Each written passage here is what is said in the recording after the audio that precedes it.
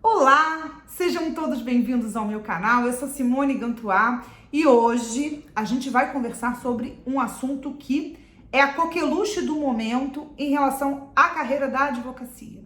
Aqui, para que você que nunca assistiu nenhum vídeo do canal, a gente fala sobre direito empresarial e fala também sobre carreira, sobre advocacia. Mas hoje o vídeo é sobre carreira e sobre advocacia. E por que esse vídeo é sobre esse assunto? Porque recentemente foi veiculado em todos os meios tecnológicos, principalmente, né, e nas redes sociais de uma forma geral, a proposição de alterações no provimento 94 de 2000 do Conselho Federal da OAB, que regulamenta o uso de ferramentas publicitárias na advocacia e que regulamenta esse uso restrito e como que isso pode ser feito pelo advogado. Eu não preciso nem dizer, né, gente, que se uma regulamentação é datada do ano de 2000, ou seja, do final do século passado, ela não poderia estar adequada ao que a gente vive hoje, principalmente num cenário pós-pandemia, onde todos os veículos, as atividades econômicas, de uma forma geral, migraram também para o mercado digital. E a gente não podia ficar de fora.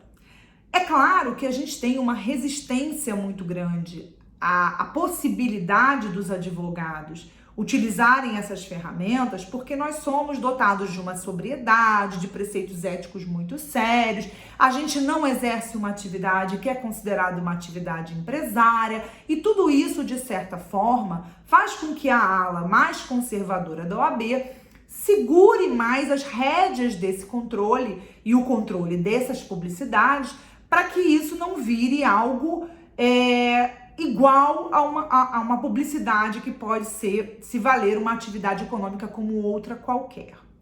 O lado bom disso é que, de fato, a gente exerce uma atividade que não é empresária, de fato, a gente tem uma atividade que remete a um decoro, a uma formalidade, a uma sobriedade, a uma seriedade, mas, por outro lado, e a gente não pode deixar de reconhecer, o mundo muda. A forma de se comunicar mudou. E não adianta hoje, em pleno século XXI, a gente sentar, terminar a faculdade, montar uma salinha e achar que o cliente vai bater na nossa porta. Nem naquela época, nem na época que eu me formei, que a gente pensava dessa maneira, isso acontecia. Você tinha que, de alguma forma, se movimentar para que as pessoas percebessem que você era um advogado e que você prestava aquele serviço, para que ele pudesse te achar e alguém pudesse, inclusive, te indicar. A gente dependia muito, e ainda depende de certa forma, a essa rede de indicações e de idas e vindas de cliente, porque o cliente vem, você atende, ele vai embora, depois ele volta ou ele indica outra pessoa, e é assim que o advogado sempre construiu a sua reputação e a sua clientela. Isso não vai mudar 100% com esse provimento, mas esse provimento ele vai te permitir ter uma visibilidade para um número de pessoas infinitamente maior do que você faria na cidade onde você mora, no bairro onde você mora, no estado onde você mora. Hoje você vai perfeitamente poder atingir, se você usar as ferramentas tecnológicas corretas, o Acre ou o Maranhão, e eu tô falando um lugar longe de onde eu estou, que eu tô no Rio de Janeiro, mas se eu estivesse no Maranhão, atingir o Rio de Janeiro, atingir o Rio Grande do Sul, ou seja, você vai poder ter uma capilaridade, pelo menos do ponto de vista da visibilidade do seu trabalho, do Iapoca ao Chuí. Só que o que aconteceu antes dessas proposições de alterações virem? A gente estava tendo muitos desencontros nas regulamentações em relação às seccionais. Cada OAB de cada estado do Brasil, algumas mais flexíveis, outras menos flexíveis, estavam permitindo práticas dessa natureza. E o que estava acontecendo na prática? O advogado de São Paulo, por exemplo, onde a OAB de São Paulo já deixava, provavelmente conseguiria... e aí eu tô supondo, né, não é um fato verídico, não é um fato consumado e provado, eu tô fazendo apenas aqui uma digressão, ele poderia perfeitamente fazer um impulsionamento usando rede social ou até outras ferramentas digitais, chegar lá no Maranhão, chegar lá no Piauí, chegar lá no Tocantins, chegar lá no Rio Grande do Sul, enquanto que um advogado de uma seccional mais tradicional e mais conservadora não deixava. Então esse cara, além de não poder ter a mesma dispersão, ele ainda concorreria, de certa forma, com um advogado de São Paulo. Porque, por exemplo, para atuar na área que eu atuo, por exemplo, que é consultoria, eu posso atender consultoria para fazer contrato, por exemplo, em São Paulo. Eu posso atender um cliente do Amapá, eu posso atender um cliente do Pará, eu posso atender um cliente de Santa Catarina. Não faz diferença, porque eu elaboro o contrato, eu posso fazer reunião de forma online e isso não muda absolutamente nada no meu trabalho. Claro que quando a gente fala em contencioso, embora a gente tenha hoje o processo eletrônico, nem tudo do processo eletrônico acontece no mundo virtual. Estamos passando por esse processo nesse momento de adaptação de todos os tribunais em função da pandemia da Covid-19. Mas quando isso passar, as audiências vão voltar a ser presenciais, os atendimentos vão voltar a ser presenciais, ou em alguns lugares até já foram restabelecidos, pelo menos parcialmente, e aí essa dificuldade do deslocamento se torna um pouco mais complexo nesse aspecto. É claro também que a gente não pode deixar de lado que essas modificações, elas também vão ter muito mais utilidade para quem tem dinheiro para investir nesse tipo de ferramenta. Isso faz com que, do ponto de vista econômico, quem tem mais poder econômico vai ter mais chance de conseguir essa dispersão. Mas já era assim, de certa forma, para aquelas grandes bancas que já existiam. Em compensação, se alguém começar e fizer as coisas certas do jeito certo, ela pode perfeitamente, em médio e longo prazo, concorrer com uma banca desse tamanho. Então, assim, é uma alteração muito interessante. Eu quero falar, antes de terminar esse vídeo, de algumas questões que eu observei e as minhas percepções em relação a elas. A primeira utilidade, sem dúvida, é uma uniformização dessa regulamentação do Oiapoque Chuí, ou seja, o advogado de Roraima, do Amapá, né, do Amazonas, do Piauí, do Sergipe, Bahia, Goiás, Rio de Janeiro, São Paulo, Minas, Rio Grande do Sul, todos eles vão submeter as mesmas regras. Então isso dá uma tranquilidade, saber que está todo mundo no mesmo barco com as mesmas regras, sobre as mesmas condições.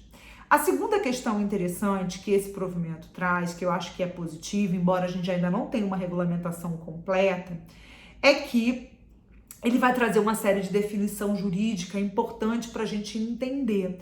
Inclusive vai ter um anexo que vai tratar de algumas questões relacionadas a algumas respostas prontas. Sabe aquela coisa que você faz assim no serviço de atendimento ao cliente, que vem assim, perguntas frequentes? Vai ter tipo, não exatamente isso, né, mas tipo isso, em que você, principalmente para advogado jovem, ele vai ter ali algumas respostas de como proceder por uma análise já feita de antemão pelo órgão central da nossa advocacia no Brasil.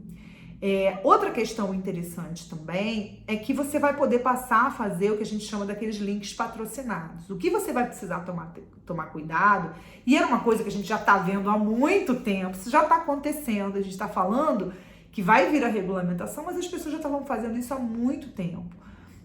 Que você precisa se identificar como advogado, que você precisa, se você se apresentar como um advogado especialista, você tem que ter essa expertise. Isso não significa que você tem que ter uma pós-graduação online, você precisa mostrar que efetivamente você tem aquela expertise que você está afirmando ter.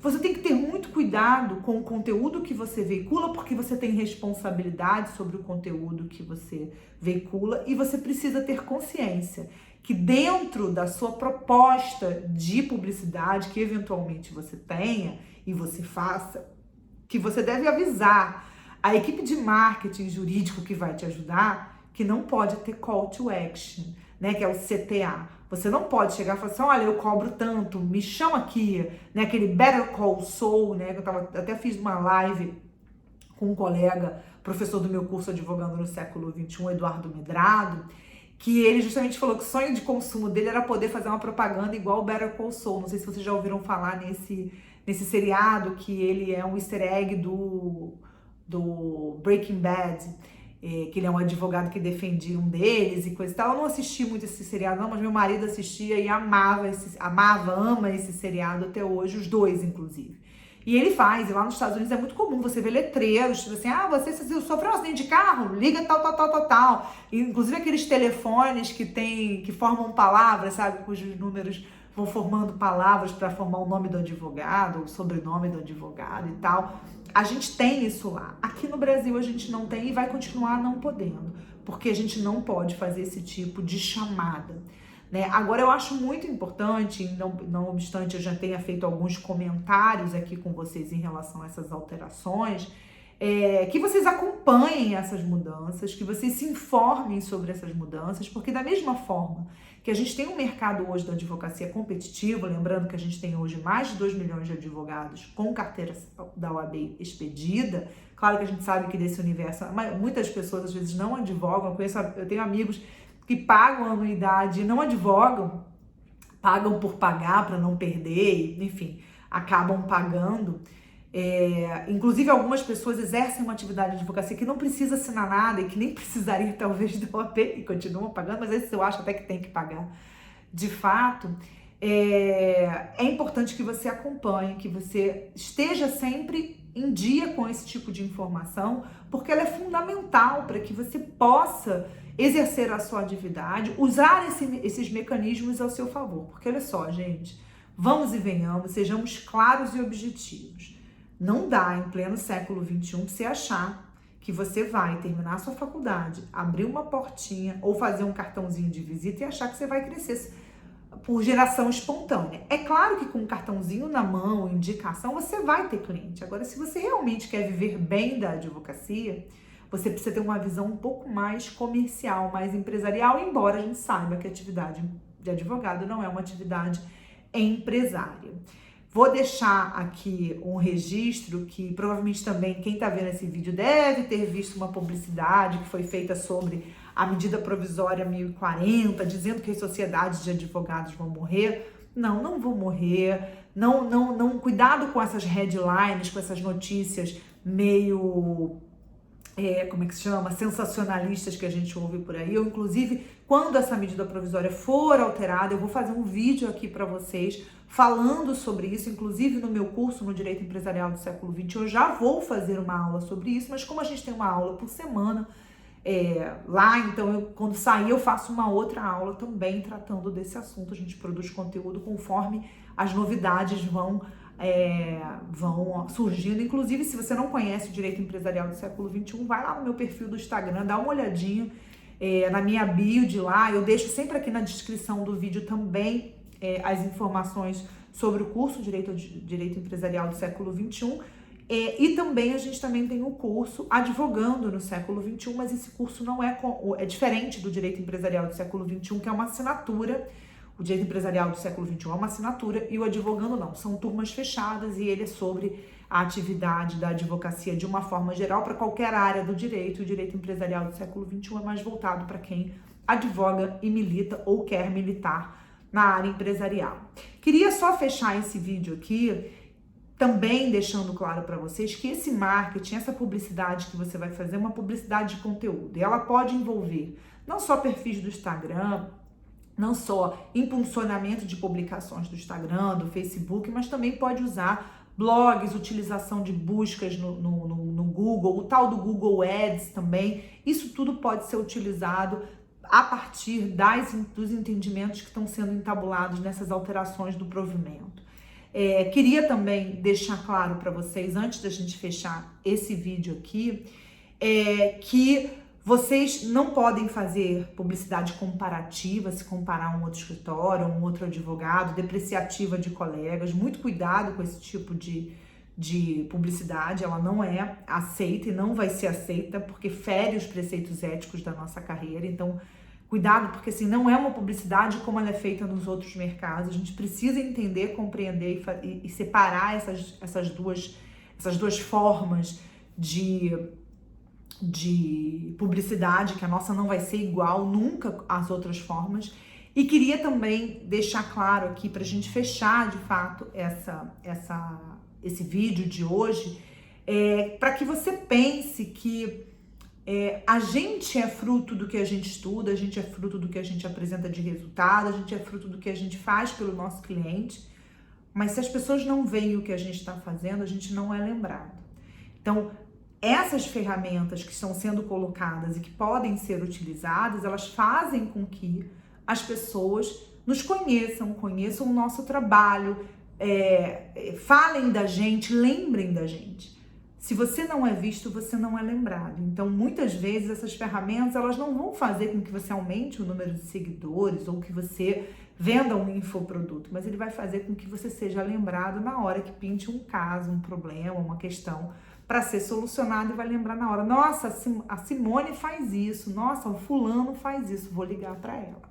Com isso, a gente encerra esse vídeo. Eu espero que ele tenha sido útil para você. Dá o seu like, dá o seu joinha, subscreve o canal para que toda quinta-feira, ao meio-dia, a gente possa produzir um conteúdo novo para você por aqui.